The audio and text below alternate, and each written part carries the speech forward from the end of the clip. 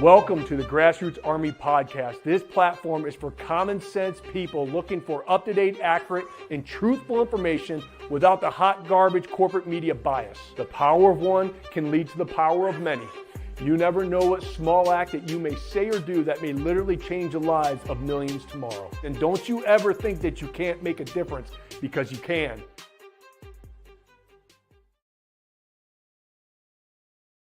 Good morning, my fellow Michiganders. Good morning, my fellow Americans. Welcome to the Grassroots Army Podcast. I am, of course, your host, Garrett Sodano, and let's get right to what I like to say, the hot garbage today. The FBI. For those of you who've been following me over the past 4 years, you know that the FBI paid me a visit back in January of 2021 when somebody reported me as a radical right-wing extremist and I was going to do something horrible off a post that I did on social media. So what I'm going to do to start off this little show today is to share with you the live that I did when I was interviewed about that visit on that very day. And if you guys remember, I used to go live every time I had an interview, just to be transparent with all of you, because it goes along with the narrative that we want to discuss today. Now, the leadership, the so-called leadership at the FBI is just absolutely horrendous. You know, everything that has been coming to surface, especially with the Hunter Biden laptop and what they did to censor it, basically had social media deplatform us for misinformation, which is so gosh darn frustrating because every one of us, we have been censored. We have been deplatformed. They try to keep us quiet. We're misinformation spreaders. We're spreading hate and all this other hot garbage because that's what they do. They kick and scream, the Dems, the so-called progressive leftists, these communists, they kick and scream. You know, during the lockdowns, you're standing up against the lockdowns. You're conspiracy theorists. This is a real pandemic. It's going to kill 10% of Americans. We stood up against the mandates. You know, you're trying to endanger all of us. You're selfish. We stood up and continue to stand up for election integrity. I can't even talk about that still because even if you mention what happened in 2020, you immediately get deplatformed off most of these social media platforms. TikTok and YouTube are still just hammering down if you even mention anything about 2020. And so that's what's happening as the evidence ends up coming out that we all were in fact 100% spot on about all that. And so then the Dems, they get really quiet and they just try to brush it underneath the rug, right? And they don't want to talk about it. And I'm not going to let it go. We can't. And so we're going to go through a narrative today because the FBI is doing it again with Jeffrey Epstein's sex trafficking ring. You know, I'm going to show a video of Senator John Kennedy asking the FBI director, Wray, you know, what is the FBI doing to investigate the other people involved in this horrific ring? And he fumbled all over himself. Well, I'm not sure I can confirm any specific individual. Give the people the truth. And that's what's the problem is old Jeffery there has dirt on a lot of powerful people. And I'm sure it's on both sides of the aisle. And they're trying to cover it up. That's why they're trying to cover up what happened during the election. Because they know if the truth got out, there would be hell to pay. There would be hell to pay. I'm going to be perfectly clear on that. And now that the Hunter Biden laptop, it's been basically submitted into evidence. It's been authenticated. And we know leading up to the 2020 election, literally the FBI warned Twitter and Facebook to censor that story because they said it was a potential hack and leak operation targeting Hunter Biden, which has been proven to be false. They were hiding it because they were trying to push Joe Biden in. And then everything else the FBI did with coming after President Trump. What happened to Hillary Clinton with all the emails that she deleted? What happened with her? Nothing, right? Remember when President Trump was screaming to lock her up during his presidential run? I wish he would have done that. We'll see if he does that this time around. But let's just get into my experience. And this was an interview that I had. It really kind of describes the story of what happened to me back in 2021 when I made a post and quoted someone who was an evil person. And literally all it took was for one person to call the FBI and say, hey, this guy may do something bad. He's a radical right extremist. That's all it took, one phone call. And they come in and they investigated me, which is hot garbage. We have this thing called freedom of speech. And if we lose freedom of speech, like they're doing in Canada right now, I'm going to share a video that I just saw this morning about that. If you do anything or talk bad about the government or any of these policies, you're going to get arrested. All right. So let's get back to the interview of January 2021. Here we go. Hey, Daniel. Hello? Hey, I'm right here. Hey. Hey, I'm live right now. Rock and roll? Yeah, I'm ready to roll. Okay, so this will be the second half of the show. We're just talking about how to resist Biden's tyranny at a local level, what's at stake, what we can do about it. So I'm going to head right into it and get to you, all right? Sounds great. So, folks, I want to move this discussion on to our guest, Gary Soldano.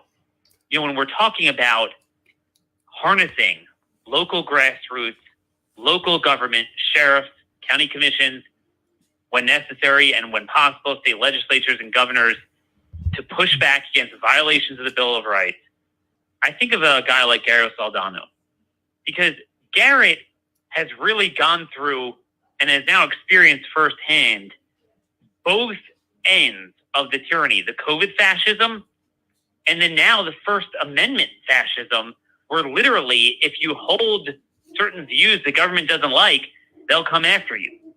Garrett's a practicing chiropractor, but he's more well known recently for starting Michiganders Against Excessive Quarantine as a co-founder of the organization that turned into Stand Up Michigan to fight all of these unconstitutional edicts we saw last year. They had over 400,000 followers. It was pretty much the best grassroots organization I've seen put together to fight this just gross violation of the Constitution. And then a couple days ago, he was paid a visit by 2 FBI agents because someone said Garrett is an extremist. And I was thinking, are we living in Stalinist Russia? What is going on here? So with us today is none other than Garrett Soldano. Thanks so much for joining us today. Hey, Daniel, thank you so much for having me. It's been an interesting year, that's for sure, for all of us. It really has been. It's amazing. It's all happened in that year. You go back to January 19th, 2020. I know we had profligacy, we had hedonism, we had out-of-control debt, regulations. I don't think we ever envisioned the notion that a government could force us to wear a mask the rest of our life, could make children kneel under their desks and put on masks for 7 hours, could criminalize free speech and freedom of assembly. But I really got goosebumps when I heard your story on Saturday that you were paid a visit by the FBI and you weren't even in Washington at the rally. Could you give us as much details as you can? What exactly happened to you? Yeah, absolutely. And that's one thing I've always been is transparent with our movement. And you can go all the way back to the very beginning. You know, every interview, every live, every post, I've always preached that we've always been a nonviolent, positive movement. I don't know how many more times I have to say it. Obviously, I have to continue to say it because somebody basically turned me into the FBI stating that I was a violent extremist and I was going to do something horrible. And so the FBI called my wife's phone and I was actually studying and my wife comes in and says, Garrett, the FBI is on the phone. I was like, okay, great. What's this going to be about? And he just went on to tell me that somebody reported me and he would like to have a conversation. And I said, hey, I have nothing to hide. You're more than welcome to come over to my house. And he said, are you sure? I said, absolutely. You're more than welcome to come over to my house. And he said, you don't mind if we park outside? I said, nope, I've been getting death threats all throughout the summer. There's nothing new from my neighbors. They've seen cops at my house numerous times. And he said, okay. So he came over and I invited him in and we sat down, had a cup of coffee, and it was a good 2-hour-long conversation. And I found out that somebody turned me in for a post that I did. And in this post, I quoted Adolf Hitler. And look, in one thing that I'm a history buff. And I'm always going to learn from the great people like MLK, John Lewis, Abraham Lincoln, and also the bad people in our history, Stalin, Hitler. And we want to make sure that we don't cancel those things, that we talk about them. And basically what I did is I quoted Hitler as only in the struggle between two philosophies can the weapon of brutal force, persistently and ruthlessly applied, lead to a decision for the side it supports. And I went into my video telling everybody out there how horrible Hitler was and how evil of a person he was. However, what the leftists are doing with censorship right now is exactly what Hitler did to gain power in Germany, in Nazi Germany, is to censor, is to control the narrative. And that's exactly what's happening to conservatives who don't support the leftist narrative. Wait, but Garrett, I'm a little bit confused here because there's something very disturbing about what you just said. I get it that, the agents were polite and look, most of the field agents are decent law enforcement guys, but it's the leadership I think that we're all concerned about and where this is headed. What I don't understand is I get it that, you mentioned Hitler even in a way that you're actually trying to warn about fascism, that Facebook or whatever, big tech will censor it. That, that's par for the course and we get it. But to have government come in and question you, so that is a new red line. And, my concern is even if someone quoted Hitler admiringly, and I say this as someone who's Jewish, look, there's a bright red line between free speech and violence, and they're not hard to discern. And someone has a right to admire Hitler. He has a right to be a neo-Nazi, much less be a conservative. You don't have a right to blow things up and to threaten to blow things up. And that's a clear line that the FBI should see. What concerns me is, and I want to know if you have any insight into this, you're a known quantity. And any FBI agent, these guys, comb the internet and they search everything, they should know exactly what you're about and who you are. And the fact that a random person could just say, I think this guy is dangerous, and you get a call, that really concerns me. Yeah, especially in the past, I've never hinted towards any violence or any destruction of buildings and riots or anything like that. I mean, all the evidence is right there. And so it is a little concerning that, one person calls up, or even if 4 or 5 people, and the post is right there, and all I did is quoted somebody. And then if they would have just went a step farther and actually watched the first 2 minutes of the video, they would have seen that I denounced Hitler and he was evil.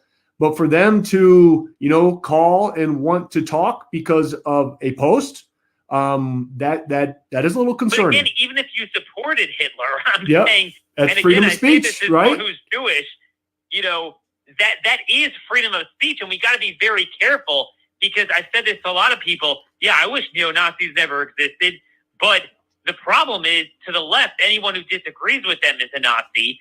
So, they start censoring people. And when I say censoring, I don't just mean big tech. When I heard your story, I said, wait a minute, I'm putting it all together. Big tech is obviously censoring.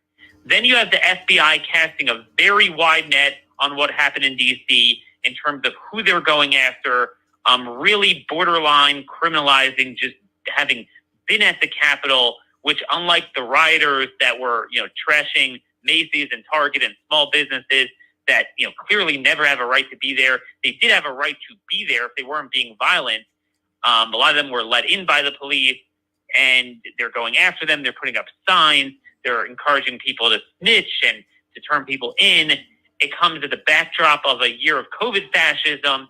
Then you have the military junta in Washington that's going on right now, and then the purging and vetting of the National Guard. You put this all together, and it's like, wait a minute. I mean, this is very scary. What did you come away with? What was your impression from the FBI? Who put them up to it? Where, I know it was a good conversation, but are you concerned that they're going to start going after people like us that call for resisting tyranny in nonviolent means, as has been done by every opposition? The Democrats did this under Trump violently, I would say. And we always understood that. Are you concerned that we're at the cusp of criminalizing political opposition? Yeah, I mean, I'm very concerned because what we have right now is a lot of elected officials that continue to stir the pot, that continue to try to keep us divided. The double standard that's going on that we've seen over the past year, and then we got this clown Steve Cohen comes out and plants seeds of basically telling the overwhelming white National Guard could be threat to Joe Biden, as most did not vote for him. You know, my father's a retired Army, Michigan Army National Guard colonel. And, you know, these people who served this great country, they took an oath to uphold the Constitution. And he's basically saying that their oath means nothing and that they are going to allow their own political views to get in the way of their oath. And that was a slap in the face to any serviceman and woman, my father, my family, and all of us should be concerned because we have these elected officials that continue to throw out this double standard, this garbage, to continue to gaslight everybody. And that's why we're in the mess that we're in right now. I mean, look what's going on in our society with a virus that we all have well over a 99% chance of surviving if infected. It's all fear mongering. It's like what we talked about before with these elected officials, these governors that are weaponizing health departments and OSHA to continue with these excessive overreach to these small businesses. And yeah, I'm definitely concerned. You know, this should not happen. And when you have the FBI come to your house because somebody called on you, then that puts fear into society. And there's a lot of people out there that are love this country, that love America, that love this flag, that would like to run for office, but they may be afraid to run for office because the catastrophic consequences that will be brought to them personally, maybe to their business. They may be fired from their jobs. And so we're at a very, very thin line right now. We're at a crossroads. And that's why I tell everybody wants to know, what actions can I take? What can I do? Well, if you have that feeling in your heart, in your soul, that you want to serve this great country, your great state, your county, I don't care what it is, you need to run for office. I don't care if it's school board, city council, any type of government. We need great people to stand up and run now.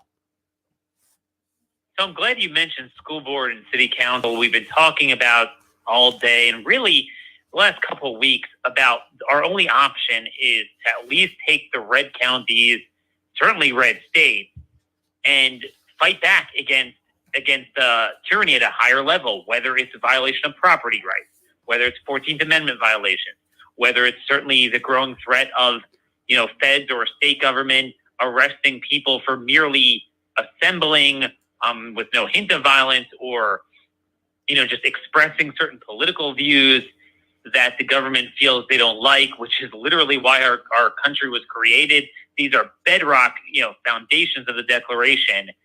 And it's got to be fought back at a local level. I saw that there were 2 counties in the Upper Peninsula of Michigan, maybe there's more, that had county officials, sheriffs sign a letter and say, look, you know, we're going to follow the Constitution here. You organized a very large grassroots, co-founded Stand Up Michigan.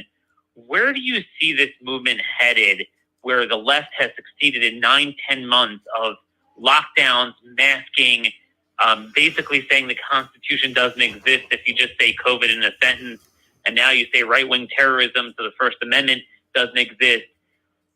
What do you think could be done in states like Michigan, where, say, you know, you got a Democrat governor, but you have a Republican legislature, you have a lot of counties that are conservative?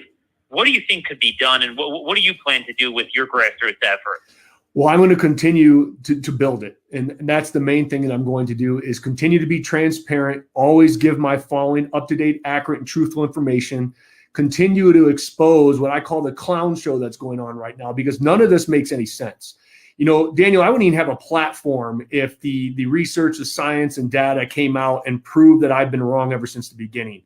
The opposite has been proven true. Everything that I've said ever since the beginning has been proven factual. Now it's backed by science and data. And that's what I want everybody out there to know, because I know a lot of you are still in the shadows, and you just had that feeling in your gut that something was off in the beginning when they started doing all these lockdowns and taking away our citizens' rights, our sacred values, and constitutional freedoms. I want you all to know that that feeling was right. You were right, because now the science and the data is coming out and proving everything that we said ever since the beginning.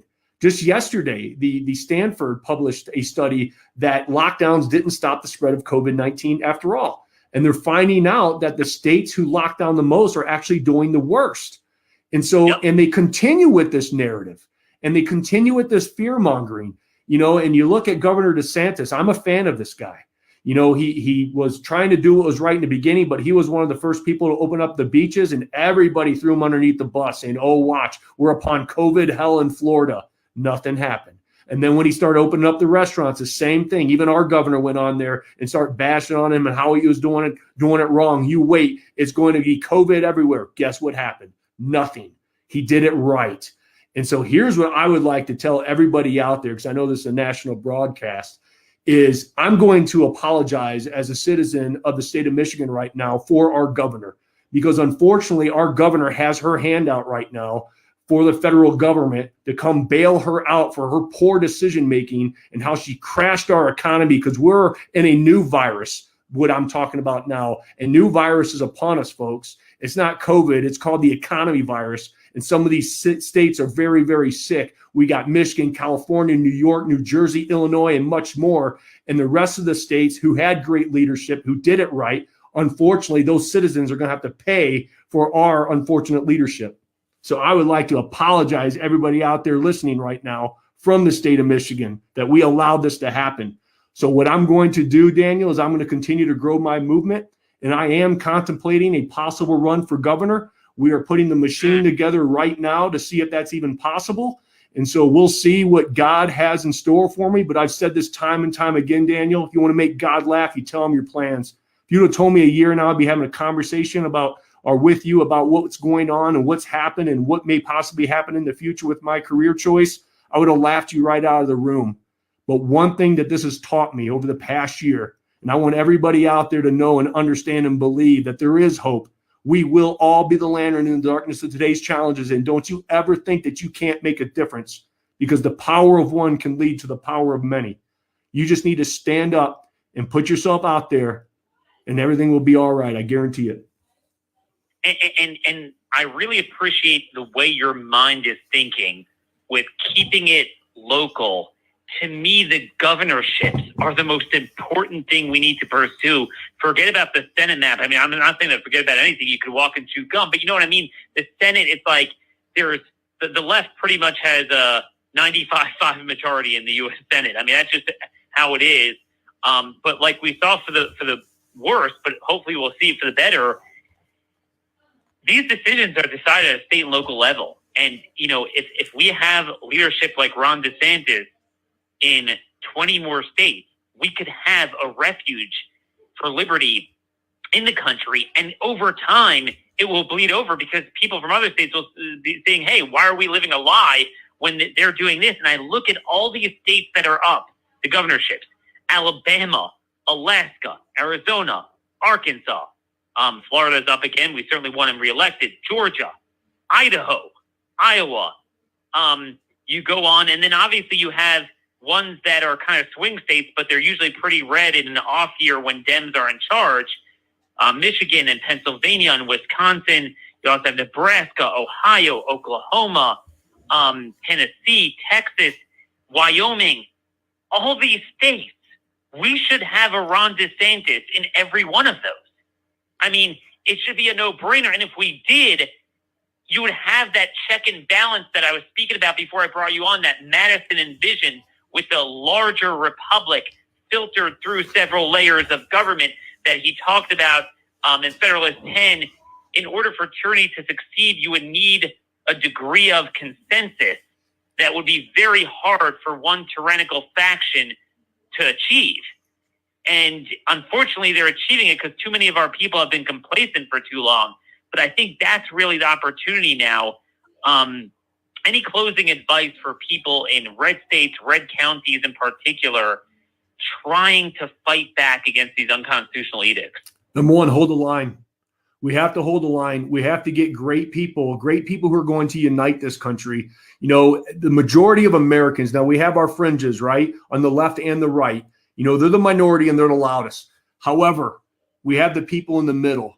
We have to bring the conversation in towards the middle again to unite this country. And the leftists don't want that, obviously. They want to continue to censor and shut everybody up. So number one, we got to hold the line. Number two, Daniel, what you just said with the checks and balances, 100%. We should always have the right people in the office who are going to honor how this country was founded. The state should have the power. There should be checks and balances in our system of government that should never be infringed upon. And that's what our governor did in the state of Michigan, is she bypassed the legislature, the people that we, the people, elected. She bypassed them and started to declare a state of emergency, and she kept us in a state of emergency indefinitely, and she continued with her tyrannical behavior, bypassing the elected officials. So much, in fact, that we did a petition to take away those powers of the 1945 law in which she was basing those decisions off of. And we needed like 43,000 signatures. We got over 539,000 signatures in 80 days, and we're still waiting for the Secretary of State to confirm those. Weird how that hasn't happened yet. But just to put it to the point, the Supreme Court, the Michigan Supreme Court, ruled in favor of the legislature and deemed every executive order that she did ever since the end of April to be unconstitutional. So then we thought we won, and then she weaponized the health department. So this is what we have to do, is get the right people in the office and make sure that there's no overreach of government, regardless of a pandemic, in a state of emergency. Because look what has happened. They take a virus, which you have over a 99% chance of survival rate if infected. They fearmonger. They push it in the mainstream media. They push it in social media. If you disagree with them, they try to cancel your culture. They try to cancel your business. They attack your business, all for a narrative to keep in a state of emergency so they can control power and have power. That's what we need to learn from this mess past year, because no governor should ever have this much power. Wow. That's a lot to unload. Emotional when you watch that. It truly is. I mean, just reflecting back that 4 years we've been fighting nonstop. And holy cow, I looked a lot younger back then. There's a lot more gray in this hair. And I know everyone that's watching, you're tired, you're frustrated, you're angry, and I get it. And you just can't quit. You cannot quit. We have to continue to take back lost ground. So just to unload some things there, I mean, look, that's where, and I reflect back on the FBI visiting me. I was still naive. You know, you never invite them into your home, number one. I made that critical mistake because I was still naive, thinking that these three-letter agencies was for America. They're just trying to keep America safe. And just like he pointed out, yeah, a lot of the field agents and stuff, I bet the majority of those folks, I can't speak for them, I don't know them personally, are probably really good people. But it's a so-called leadership at the upper levels that get put in place by this corrupt government that we're living in right now. And that's what's scary, is they have weaponized it. It's been proven. It's been proven time and time again, all the way back to JFK when the CIA assassinated him because he was going to tear apart the CIA and spread it to the four corners of the earth. And obviously they didn't like that, so they murdered a president. And these three-letter agencies will continue to do these things until good people stand up, because, folks, evil wins when good people do nothing.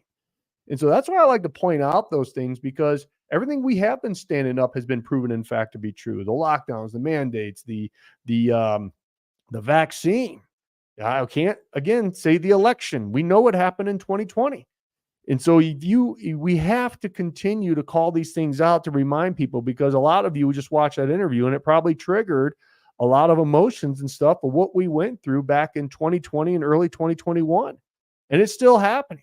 I want to share with you right now. I know this is a long live today, but I think it's very important that we put the two and two together here, because Senator John Kennedy just, pretty much called out the FBI director, Wray. And what is the FBI doing to investigate the other people involved in the sex trafficking ring? So let's listen in. Here's my second question. We know that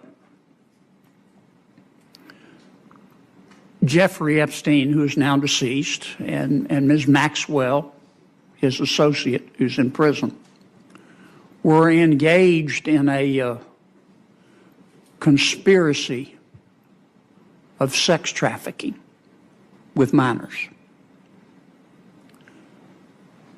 So are others. It's been widely reported.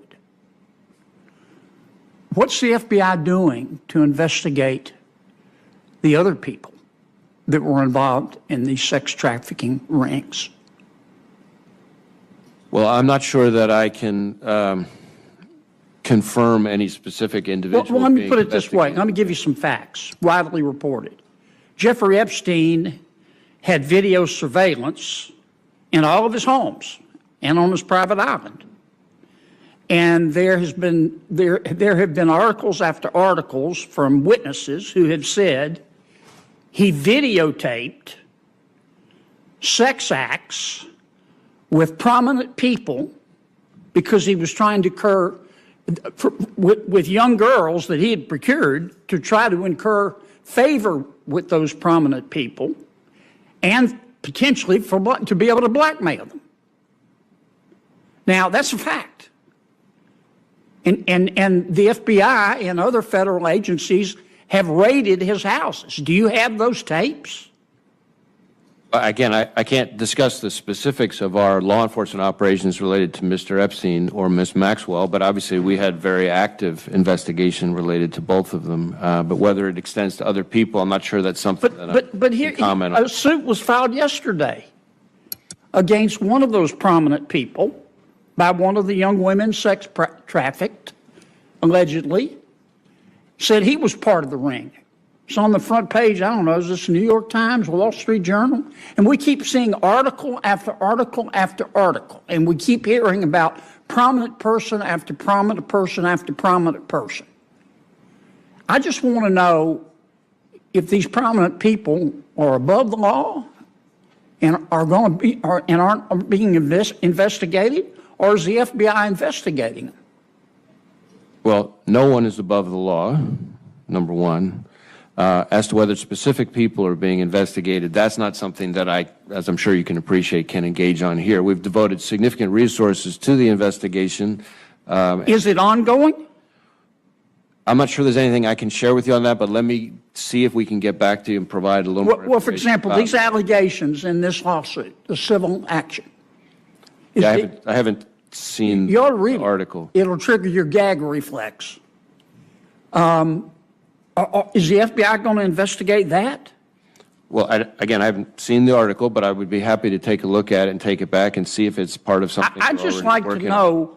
I share your. Yeah, is the FBI still investigating this, or are these prominent people going to go scot-free? I'm not sure that I can tell you whether or not there is ongoing work being devoted to this. I would be happy to take a look at the specific article. I share your disgust at Mr. Epstein's conduct and Ms. Maxwell's conduct. And others. The whole operation. Just tell us the truth. Just give us the truth. That's all we want as Americans. But you know what? We're not going to get it. We're not going to get it until people like you who actually give a shit stand up, run for all levels of office, your school boards, your cities, your state reps, governors, whatever that may be. That's when we'll finally get to the bottom of this. And it's not going to be easy. It's going to be a knockdown, drag out, fist fight in a phone booth. They will try to destroy you every chance that they can get because you are standing for something bigger than self. But you know what they call that? They call that passion. And I'm scared. I truly am on what's going on in this country and how it continues to go and fall apart. It continues to go downhill. Because here's what's going on in our northern neighbor, communist Canada. Trudeau is a clown. I probably can never go in the country of Canada because I'm probably on their terrorist watch list for everything I've been saying about him. But I despise that guy. But here's what's going on in Canada. They're arresting folks for asking questions. So listen to this. Well, make rude comments. Is that a law, sir? I'm telling you what the process is, sir. Could you please tell me what the law is for rude comments? You've got 5 seconds to leave or you'll be arrested for trespassing. Okay, let's walk. You're under arrest for trespassing. Why? You're in the... Okay, hands behind your back, please. Are you kidding me? No, hands behind Listen, your back. I'm not on the field. Yes, you are. Hands I'm behind not. your back. I'm not. You saw earlier, we were told we couldn't even be on the sidelines. This is a publicly funded taxpayer park. And I started doing streeters, and I was in exactly the same position where you see those people with lawn chairs and umbrellas, and somehow I was trespassing. That's what's coming here. That's tyrannical. At a public place asking questions, you get arrested for doing just that. Your freedom of speech. That is what the future holds with us because they're already doing it. They've already done it because they have censored us. When we are standing up against the lockdowns and what was that test called? I forgot the test. Man, I was always hammering on that test. The test that they were doing all for COVID, the rapid test that would, if you test it long enough, it would always test positive. Gosh dang it. But somebody comment on that. I just had a huge brain fart on that. But I think the PCR test. Thank you, John. You're right. Man, I remember staying up against a PCR test and it went viral and I got deplatformed off Twitter and lost like my 300,000 followers for posting that. I got deplatformed off YouTube for revealing the border with my 239,000 subscribers. I got deplatformed off of Facebook numerous times, but the big one was our 400,000 Michiganders against excessive quarantine because I was advocating the spread of disease. That's what they claimed I did when I was outside doing a live when you weren't supposed to be outside. They've already been doing it. They've already been censoring you. They've already been deplatforming you. They've already been attacking you. We're at that point now. We truly are. But we have to keep digging. We have to keep digging for the truth. We have to continue to ask questions. And those questions we must demand the answers to, even from the people who are supposedly on our own side. Because I believe that the Democrats have infiltrated our party. And they're claiming that they're ultra mega, but they're just stirring up more and more division to keep us divided and keep us fighting amongst each other. That's what they want us to do. Because they want to create the dumpster fire here and not see the country on fire over here.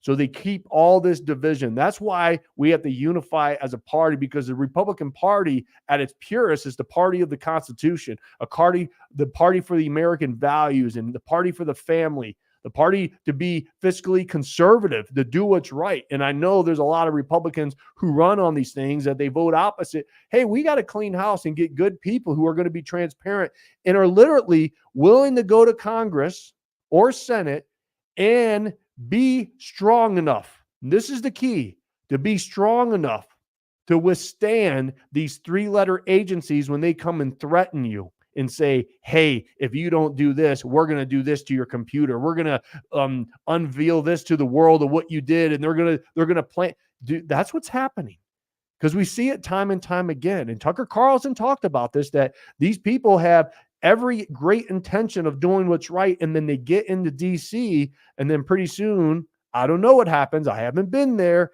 but they get blackmailed. They change, right? They get into the swamp, as we say. So we need people just to pull back the curtain and say, hey, this is what's happening. Be transparent. And look, so many times I still hear this on the road. I still do. That, hey, I don't want to run for office because I have a past. Who cares? Nobody cares about your past. Just be transparent about it. I have a past. Not proud of it. I made mistakes, but you own up to it and you just be transparent. And I would rather vote for someone who has a past, that's open about it and talks about it and allows and inspires others to learn from your own mistakes than someone who's going to hide it. Just be transparent. If you're going to run for office, just come out and say, yeah, I got a drunk driving back then, or I did this back when I was in high school, or whatever that may be. So whatever dirt that they can dig up on you, just come out initially out of the gates, do a live, do a broadcast, do a commercial and say, hey, here's me in a nutshell. Love me or hate me. This is my past. And nobody will care. They will care on your actions moving forward. They will care, and I will care on how you vote. That's what people care about. Your past does not define you. I will say that again. Your past does not define you. Everyone has a past. Nobody's perfect. There is a gentleman named Jesus Christ who went and died on that cross for your sins.